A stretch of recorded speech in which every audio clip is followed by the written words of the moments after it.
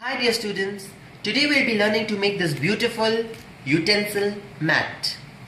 So you can also, it is actually called as shasha in one of the languages, but basically in English we call it as a utensil mat because you can keep things over it, any hot stuff, or such as if I'm having a hot tea or a hot pot which has been cooked directly from the stove and brought in here, instead of having it kept on your dining table, you can keep it over it like that. It is totally safe, won't melt or anything because it is made up of simple colored papers. So, and as a decoration you can have it like this in a diamond shape and stick it on the wall and also increase the number of size for it. I have done a normal size so that I can keep my maximum circumference of a particular pot over it. So, the materials required to prepare this practical are all-purpose white glue, pair of scissors, tape, a marker. Actually basically there's no need of a marker, but the thing is, this because of its circular thickness I want it, because I'll show you why I need it for. You can choose something that is between the radius of 3 centimeter to 2.5 to 3 centimeter or the diameter.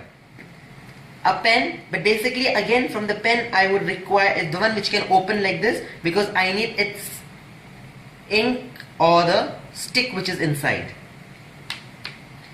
So first, to make these I will show you how do we make this type of sample. You need some color papers at the same time.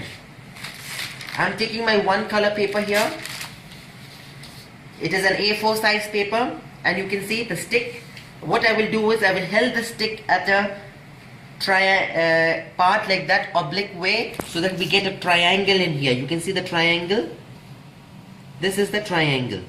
Once I have got this triangle, I will start rolling it out till I have got the hold of the paper thickly. So what I will do is start rolling it out like this. At the beginning some of the rolling might be difficult for you, but it's quite interesting, practical to do.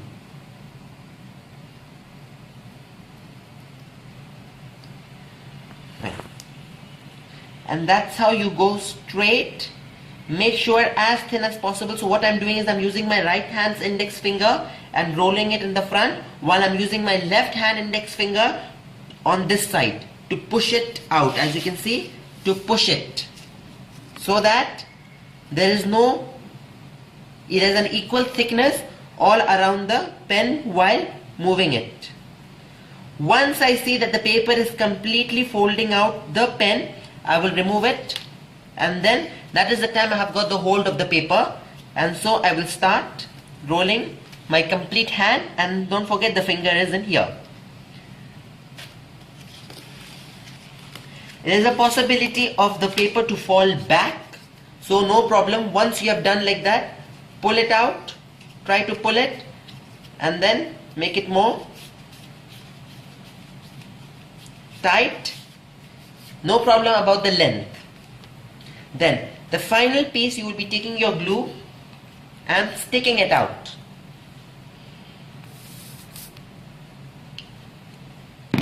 Once you are done with it, wait for about 2 to 3 minutes till you prepare your more samples of such paper, and then start.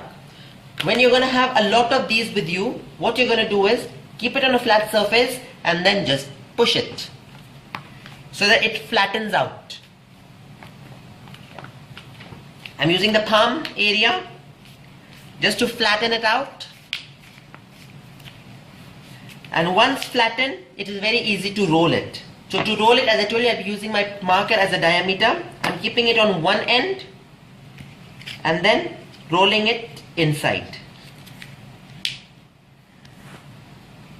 Similarly, once I've got a good hold, or if you don't want to have a good hold, if you're able to continue it, you can still keep on circling it and rotating it around the marker as such, and then pull out.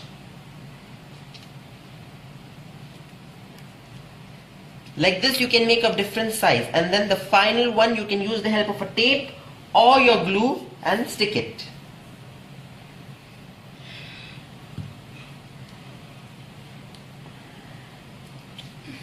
Once you're stuck with that, you are now going to have your samples ready. This one is a bit thicker as compared to the one which I made, because while rolling the paper, this was quite thick. So finally, I'm having these two. Now what has to be done? Once you're with these two, you need to take more colored paper sample, just like I have used here, a lighter shade. Okay, but here I'm using a darker one. You need to make it like about 1 centimeter in length, or half centimeter is also fine. This one is 1 centimeter. Give it a cut using your scissors. You can also use the help of your ruler.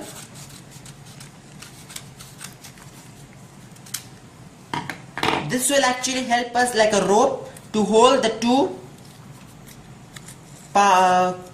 coils together.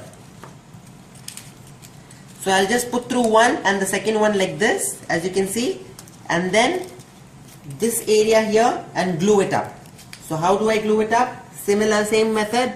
Add some glue down there and on the sides here, and then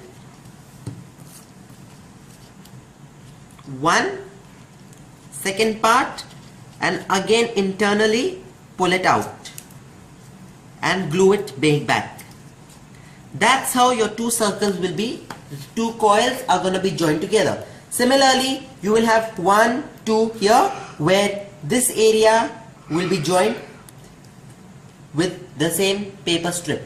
So as you can see here in the middle, one coil had got 4 because you had the 4 corners, but some coils have 2, some coils have 3 and 4. So the minimum is 2 and maximum of 4 joints you need to give.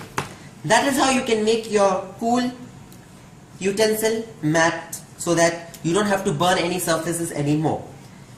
For any questions regarding this practical, please write it down in the comment box below. Thanks for watching the video.